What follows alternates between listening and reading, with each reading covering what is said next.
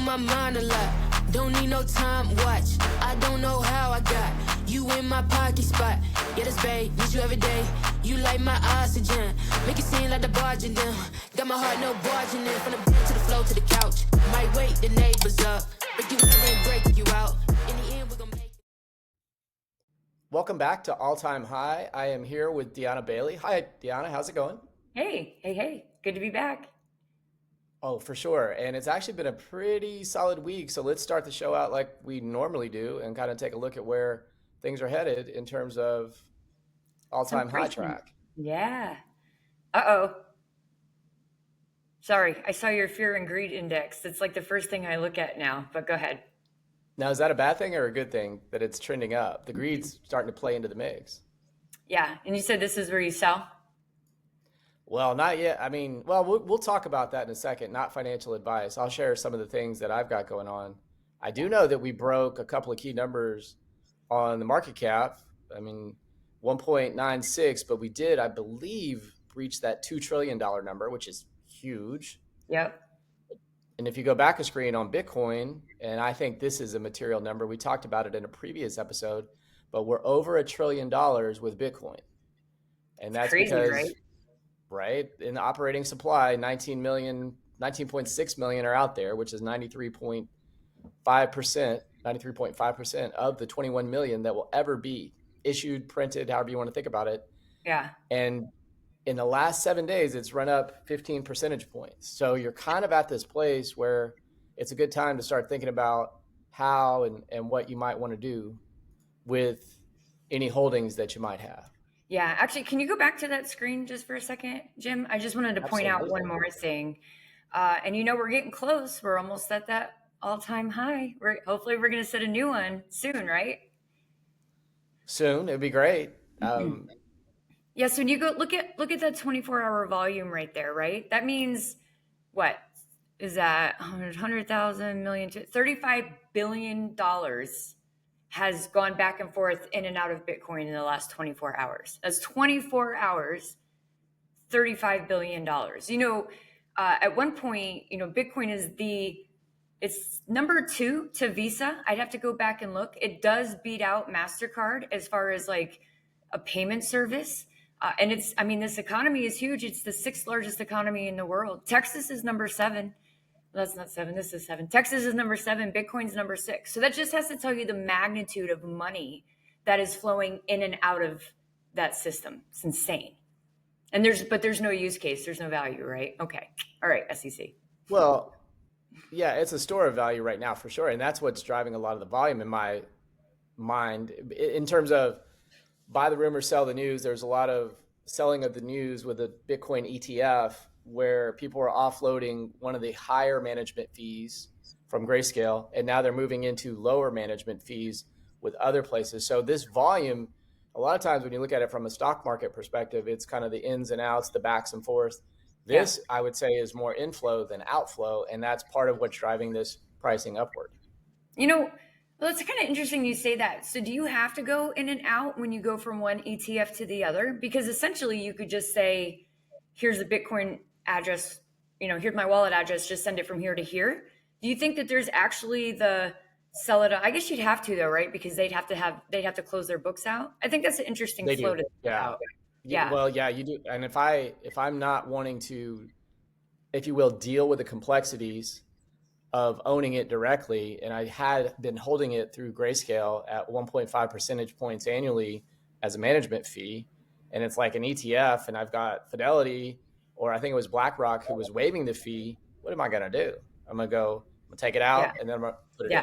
And I think a lot of people did that. I also will note, to your point on the 24-hour volume, look how high Ethereum is as people begin to consider it seems what is going to be next is the Ethereum spot market. Yeah. Well, an interesting trend in the market is you tend to see it mimic whatever the stock market does. So when you see the stock market doing really well, that's usually meaning that crypto is doing very well, just because there are some use cases, but there are not a ton of them yet. So it's still a very speculative industry. And so people see the opportunity. It's like, hey, I've got some extra money. We throw some money in here. That money could potentially double, triple, quadruple, depending on what you put it into. And this is not financial advice. I'm just letting you know what happens in the market. And so, people see these opportunities and they're taking it. Still going back to the ETF though, I think about the fees. Now, okay, so BlackRock waives their thing, but you're going to pay a miner's fee just to go out of Bitcoin. And that's a taxable event. You know what I mean? I feels like as much as Wall Street is trying to jump in the game, they're really just complicating it more and taking something that's meant to be super easy and charging people to do it for them. It's just crazy. Well, that is the business model. Just so we're on the same page. Yeah. That's where disintermediation, and I know a lot of people want Bitcoin to be part of the ETF and then part of Wall Street, but there are consequences that come with that. And in a lot of cases, the Bitcoin isn't even being necessarily held. Like, I mean, how do we validate that Fidelity has this and that Grayscale has that? It may be that they represent that they have this or that. But as you've well pointed out, it's not your keys, not your coin, or not your, how do you say it? I always. Not your keys, not your money. Not your keys, not your crypto. Yeah, that one. Not your crypto, not your money. Not your money. And look, sometimes you don't know what you don't know, but as we're looking here in real time, BNB's popping there on the 24-hour. I don't even know how to speculate what that might all be about, but the volume we think Bitcoin volume's high. Look at that, 7.2% on BNB, and it's up 12% over the last 7 days and up 2.5% within the last hour. So there's probably some news here. We won't go digging around and trying to find it. I mean, that's all I got. Project announcement. It's going to take over a coffee shop during ETH Denver. I don't think that's driving the outcomes. No, I don't think so either. I don't think so. Going on. How niche ETH Denver is. No, you see this, right? So the market starts going up and all the crypto companies who have some kind of crypto reserve there that they're either saving or operating off of, now they're starting to have an influx of money, right? They're making more plans. When you see crypto winter and all of a sudden all of these businesses get wiped out because the market drops, you see the reverse when the market goes up. So now that we're having a boom, you can expect more companies to start. You can expect companies to have bigger budgets to work with. And you can see your fear and greed index, right? Was a 75. It's over there. It's getting kind of greedy and kind of scary. Or is it just greedy? Is it greed and fear? Well, yeah, it's greed and fear. And it's at 75, which you're starting to pop into the green. And so as it starts to get higher, I do want to share a couple things where I look, not only TradingView is a great platform to look at. Yeah. And so we're going to take a look at that here, and let's make sure that you can see my screen. You can see this is, a lot of numbers, right? But are you able to see the total market cap here? No, I can't see it yet. It's not showing yet.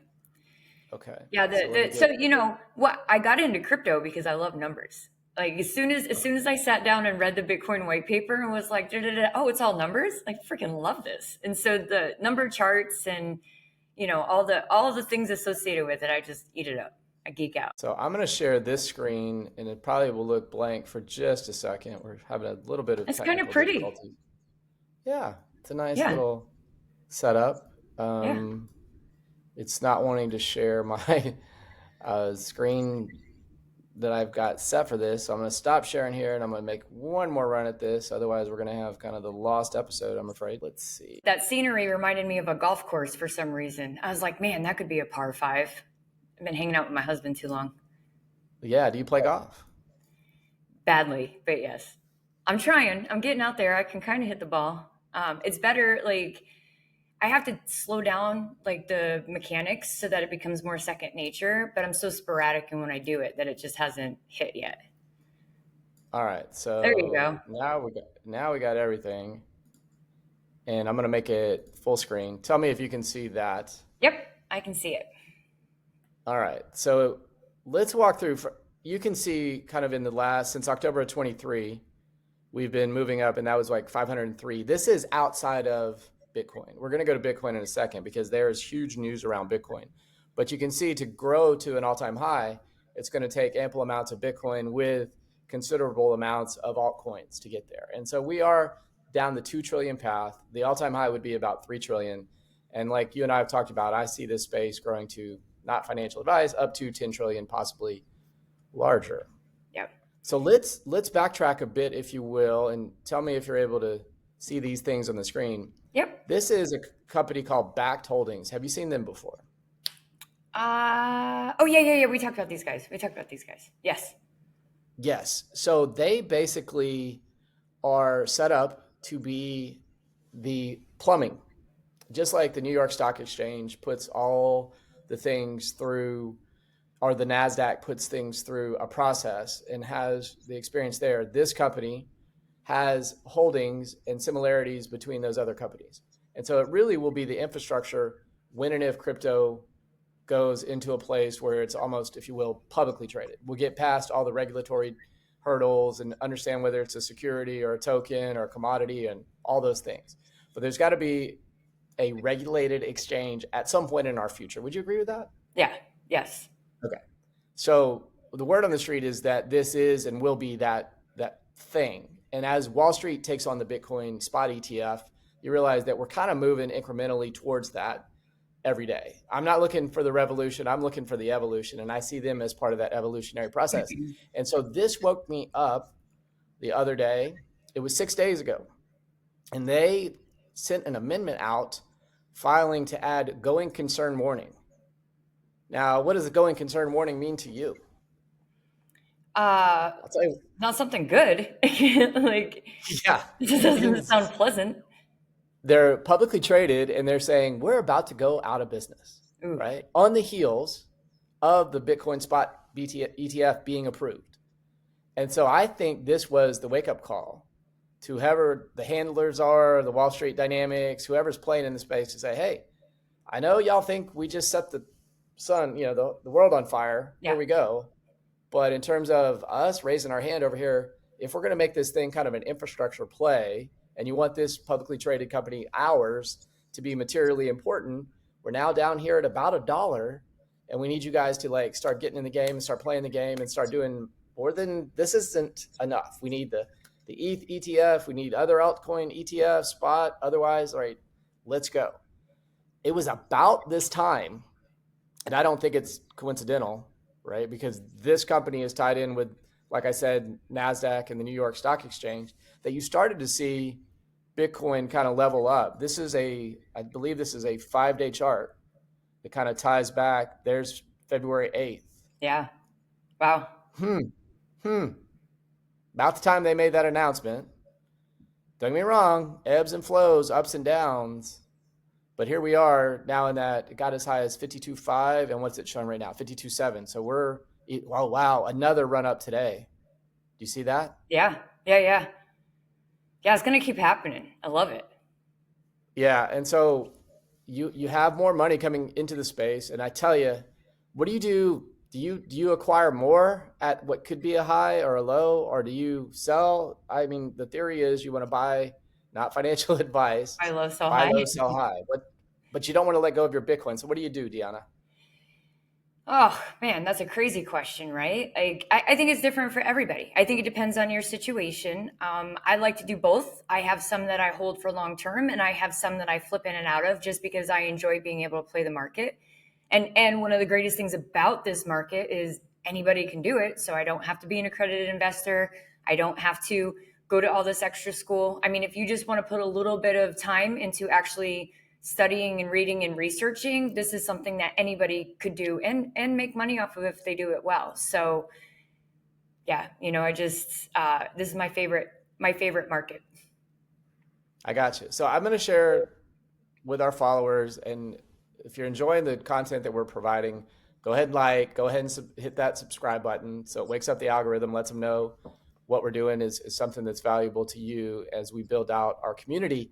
But one of the things I do, again, taking the headlines and trying to connect the stories that are behind the numbers into what's going to happen. The mainstream media provides us with good ideology of what steps are next. And I gave you an example with Backed as that serving as a wake-up call. I am then looking at this, and if the idea, this hit me as I read it, is to buy low and sell high, when the Reuters is telling you that this inverse Bitcoin futures hits an all-time low. All-time low. It may even go lower. Look, it's down a little bit today, so it's gone a little bit lower. But I bought some of it so that if Bitcoin does take a tumble at some point, even for a moment, I can reverse out of it and protect my initial investment. Now, this is much more, if you will, complicated than a standard buy and hodl, but it is something to notice. Even though it's down 2% today, that would take it even further into this all-time low, a record low on Tuesday. And here we are on Thursday, and it's even gone down further than that. But as soon as this stuff starts to hit the mainstream, you can take a look at where it's at and realize, and let's spread this out over a year. You can see that it's just trending down. Yeah. And if Bitcoin goes up, I haven't bought too much of this, but as Bitcoin continues to go up, my hit isn't as bad, and it's not as much as my initial investment. It's just what I call a little bit of insurance. That's interesting. I know another guy who plays, what was that when you call it when you short something, right? Or it's like, what was it, Bitcoin futures? And so he was betting, he got paid in crypto. It was kind of funny. I guess if somebody's addicted to gambling or, if that's in their genes, they're going to find it no matter where. So he gets paid in Bitcoin. He takes that Bitcoin. He then flips it on a bet that it was, he either went long or short or whatever it was. And not only did he get wiped out, but he ended up owing like another 15,000 after the whole transaction. And I'm like, this is the complete opposite of what crypto was supposed to do.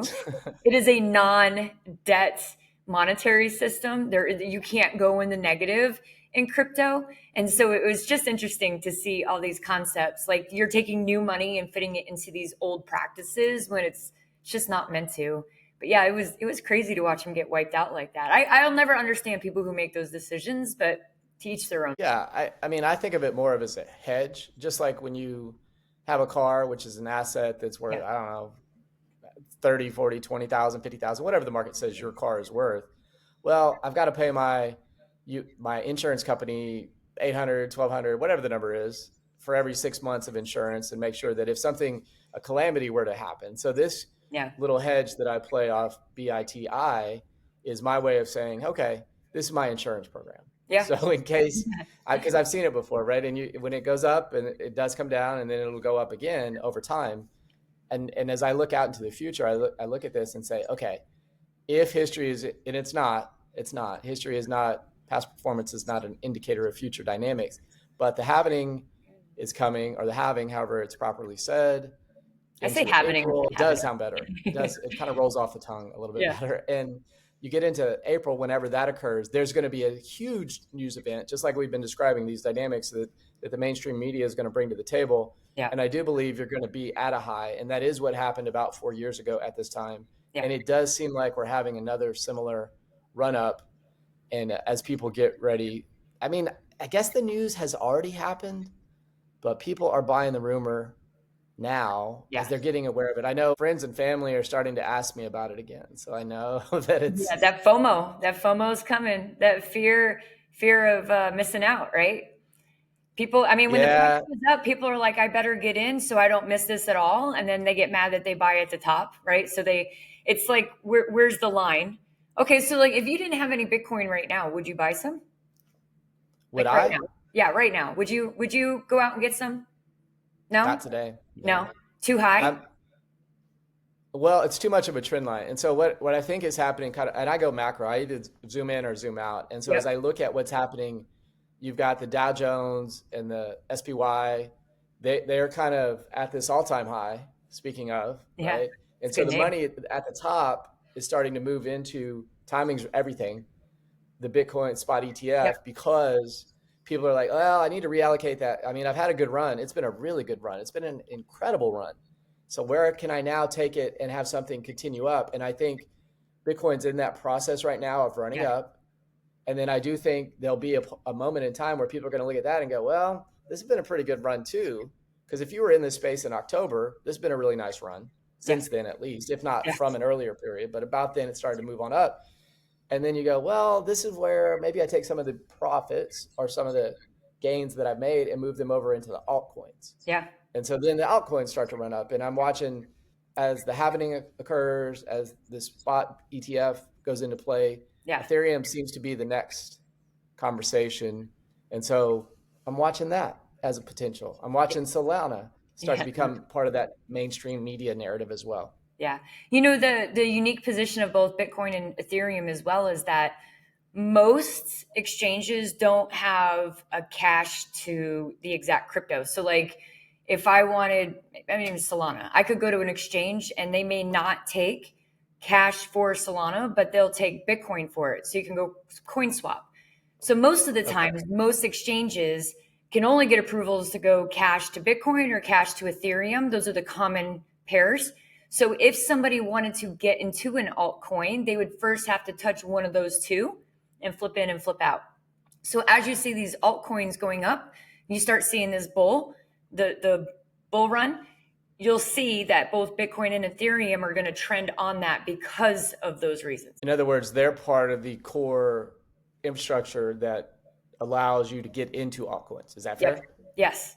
Yeah, a necessary step in most cases. And so this is like, you are advanced, and I know how to do these things and I do them, but for somebody who's getting into the space, where would you start them out? To get into? I think the easiest. Well, let's say they wanted to buy Bitcoin. I'm getting people that are asking me, family members who probably shouldn't be buying Bitcoin direct. Yeah. I mean, to be fair, I love them. Yeah. What? Come on. It's like, you got messed up. You got you got multiple Facebook pages. Your passwords are getting hacked. I'm getting weird requests, and it's not you, and I know it's not you, and you're asking me if you should be buying Bitcoin, and I'm thinking, what's the right answer? Well, I mean, okay, so the easiest way, and this is, I don't mind if you buy it this way. I don't necessarily think you should leave it there, but I think Cash App is just the easiest. If you got a Cash App, you get in there, boop, boop, boop, boop, buy it right away. They could buy it and then you could just move it. You could get another wallet address and move it from Cash App, take your Bitcoin, put it. The best place to keep it is if you, so there's three types of storage, or two types of storage. There's hot storage and cold storage. Hot means you're connected to the internet. Cold means you're not connected to the internet. And obviously, if you're a hot storage, if you're connected to the internet, your coins are always vulnerable, right? And so the ways that exchanges and Cash App can be is that, one, they're always connected to the internet, and two, you don't necessarily have your private keys, which is what you need to reestablish that wallet. So having a hot wallet is the most vulnerable. If they were to buy that on Cash App and then you get a wallet address from cold storage, say KeepKey or Ledger, although Ledger's had quite a few issues. You can take it from that wallet and put it on cold storage and then just have them tuck it away and you're good to go. To me, it's almost like, you ever seen people who are prepared for anything and they might have like a brick of gold, they might have some cash. It's like a little safe of, if World War III breaks out, here's my cache. They have a bunker. Everybody should have like a little cold storage of Bitcoin. All right, so let me ask for our audience, what if, and it's happening out there, Dionna, what if you've got a new friend who contacted you on Instant Messenger who has this great Bitcoin thing and they've made millions of dollars of profit, and all you have to do is send them the money and they will invest it for you? Are you in? Are you out? I'm out. Let me know. I'm out. I'm so out. I would call that person on the phone. So many of my friends have been hacked. It's not even funny. I know. Yeah. I honestly, I'm not really on social media for that reason, because people were impersonating me, writing people saying they had these opportunities for them to make money. Everybody knew that I was in Bitcoin early. So everybody assumed that it was me and they assumed that this was a real opportunity. And some of them actually fell for it. And I felt horrible because there's really nothing you can do. You can report it, right? And they can investigate it. But what are the chances? I mean, it's probably some kid in like Bangladesh on a computer somewhere that just got you for however much money. I mean, there's literally countries out there who have, this is what their job is. It's their full-time job to scam us because we fall for it. It's bad juju. Yeah, I will say this. One of the, I've enjoyed the new X, the new Twitter. Yeah. One of the things that's been a holdover from, we'll say, from Jack Dorsey to Elon Musk and their leadership has been the spammy accounts that are replicating people like you. So I guess, you've arrived when you've got somebody that's replicating your Twitter account, changing like the I, the lowercase I to an L. So most people can't tell that it's not Dionna, right? It spells the same or whatever your handle was at that time. Yeah. And they duplicate the account. They reach out to and follow a ton of people. Then that person follows back. Then they DM and it's got the same image, the same language, the same background. Yep. And it looks identical. Yep. And so even then, when you think I guess there's a healthy amount of skepticism that should go in before investing. But I think the last thing to do, and I've been hit by them too, where they're like, hey, will you do this? Will you do that? All you have to do is send it here, wire it there. I mean, just don't. I don't know Yeah. how else to say it. I don't know. People want to trust people though, and that's the fatal flaw in that Well, concept. in some senses, it's greed too, right? Like, oh, I could just give you Yeah. this money and I can make this money. And it's not to say that that's a bad thing, because everybody loves opportunities, but it's that type of opportunity that you can just be taken advantage of.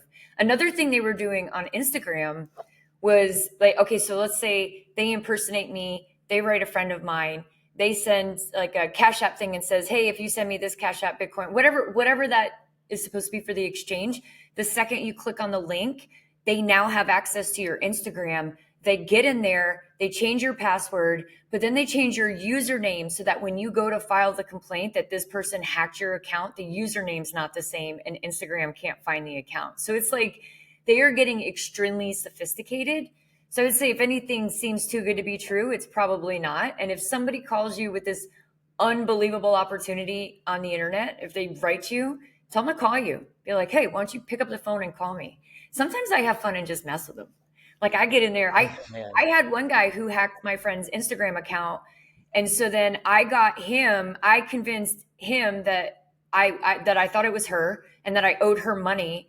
And then I said, okay, I'm going to send it to you in Bitcoin. I'm only going to send you $5. So I sent $5 to the account and he's like, okay, yeah, I got it.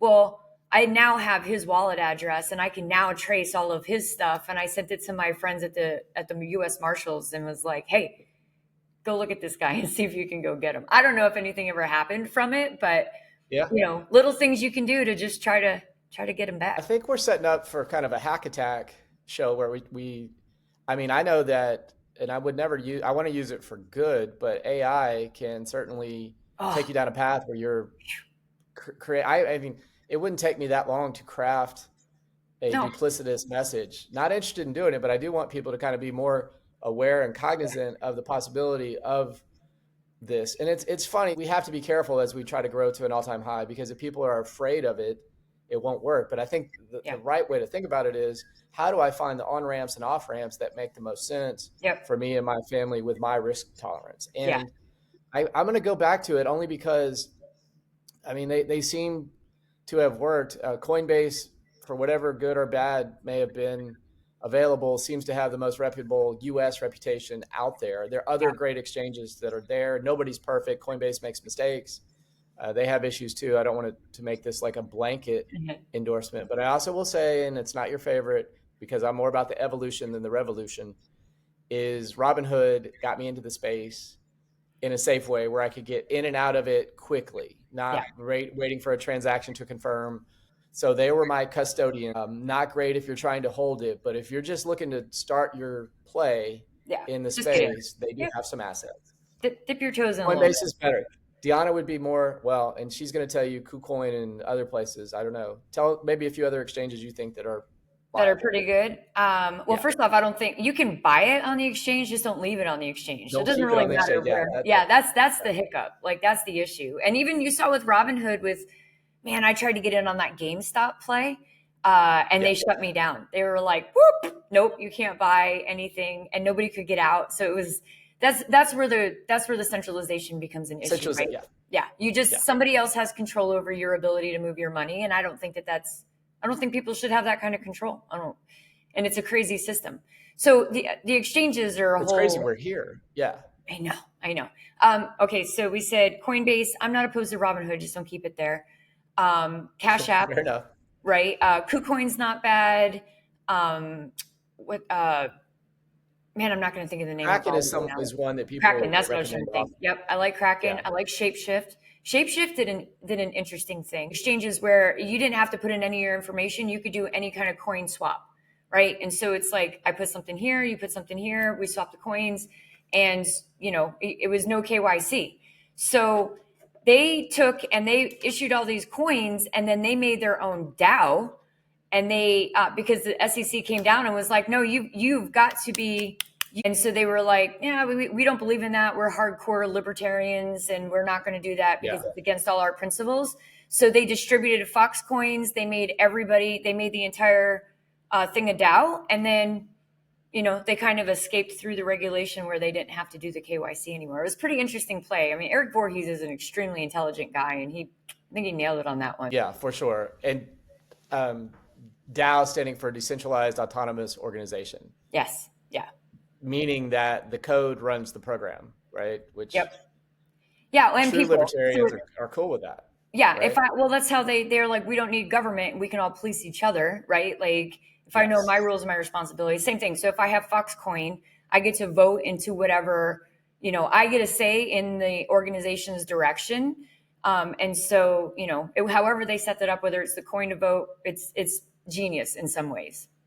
Yeah, for sure. And this is where I'm more moderate than you on it. I'm kind of a wannabe libertarian, not quite all the way there. Yeah. Because yesterday, for example, with the Super Bowl parade, I don't know if you saw what happened with the Kansas City Chiefs, but when you kind of have the decentralized autonomy, you do have people, and I'm not saying this is good or bad. I'm for all the amendments in the Constitution, seriously. Yeah.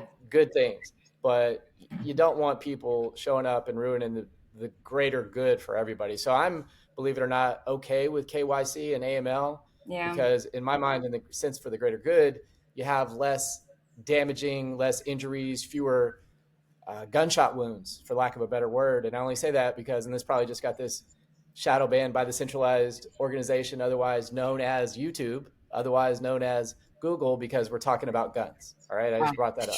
At the Super Bowl parade yesterday, guns happened.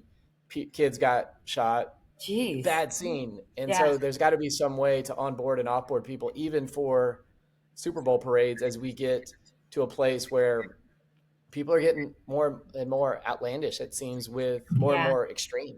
Yeah, and that's the thing, that fear that like, oh, we promise to protect you is how they're starting to exert control over us, right? So it's all of a sudden like, man, we could go down this rabbit hole forever. In my mind, they create the problem and they create the solution, right? And so whenever you're totally agree. Yeah, I mean, for cryptocurrencies, like you can't be a coin and a market maker like FTX was. That's a complete contradiction. And for the U.S. government, you shouldn't be creating the problems and then saying I'm the solution as well.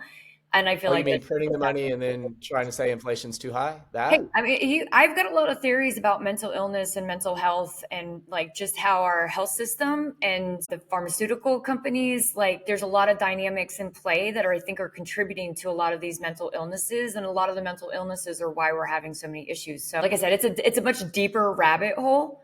But I think that, they're creating the problem and they're creating, so it's like inflation. We don't have to have inflation.